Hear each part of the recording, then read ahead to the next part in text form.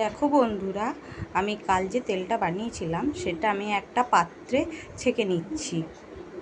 ছাঁকনির মধ্যে এভাবে একটা পরিষ্কার সাদা কাপড় আমি রেখে দেব।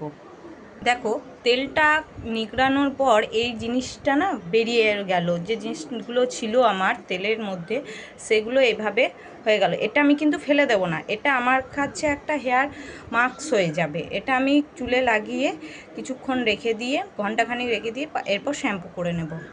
এ দেখো, তেলটা আমার এতটা পরিমাণে হয়েছে। এবার এতে আমি এই যে লেবুর রস আগে থেকেই আমি বের করে রেখেছি, এই লেবুর রসটা আমি মিশিয়ে দেব। এরপর আমি দেব, এ দেখো, আমি এই ক্যাস্টর অয়েলটা এবারে এতে 2 চামচ দিয়ে দেব।